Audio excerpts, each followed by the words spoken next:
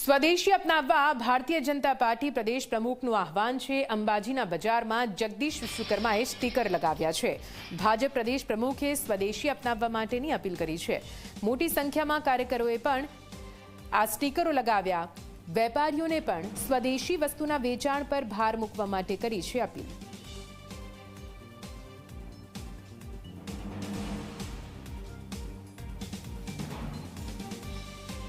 ભાજપ નવા પ્રદેશ અધ્યક્ષ જગદીશ વિશ્વકર્માએ આજે અંબાજીથી સંગઠન પ્રવાસની શરૂઆત કરી છે અને તેની સાથે હર ઘર સ્વદેશી ઘર ઘર સ્વદેશી એ અભિયાન અંતર્ગત અંબાજી બજાર જે આવેલું છે તે જગ્યા ઉપર સ્ટીકર લગાવ્યા અને સ્વદેશી વસ્તુ અપનાવવા માટેનો એક આગ્રહ જે કરવામાં આવ્યો છે।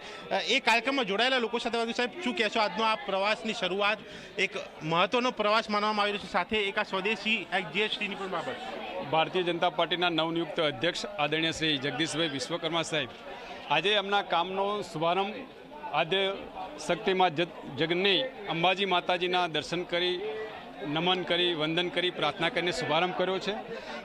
સાથે જ દેશના પ્રધાનમંત્રી આદરણીય શ્રી નરેન્દ્રભાઈ મોદી સાહેબે દેશને આત્મનિર્ભર બનાવવા માટે સ્વદેશી અભિયાનની જે શરૂઆત કરી છે એનો પણ અહીં અંબાજી શહેરની અંદર શુભારંભ કરાવી હરેક લોકો સ્વદેશી ચીજ વસ્તુનો ઉપયોગ કરે એવો આગ્રહ રાખી દેશને આત્મનિર્ભર બનાવવા માટેના આ પ્રયાણને આગળ વધારવાનું કામ અમારા પ્રદેશ અધ્યક્ષશ્રીએ કર્યું છે।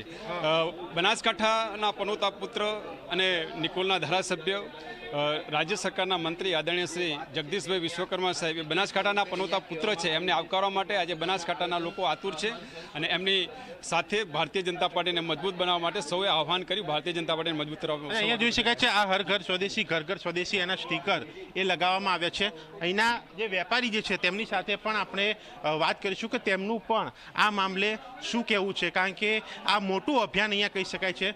શું કહેશો? આજે ભાજપ પ્રદેશ અધ્યક્ષ નવા આવ્યા, આ સ્ટીકર લગાવ્યું, આનાથી તમે કેટલા સંતુષ્ટ ખુશ છો? અમે તો બધે ખુશ જ છે કે અમારે કોઈ તકલીફ નહીં, અમે તો ખુશ છે। શું કીધું જગદીશભાઈએ તમારી સાથે કોઈ વાત કરી?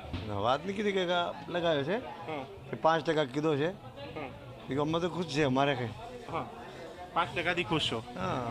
શું તમારા મતે શું સ્વદેશી માટે તમે શું કહેવા માંગશો? હું તો કહું સ્વદેશ વાપરવો જોવે કઈ ને સપોર્ટ સ્વદેશી દેવો પડે તાકી બધાને આપણા લોકો પાસે પૈસા આવે ને આપણને પૈસા બજારમાં ફરે।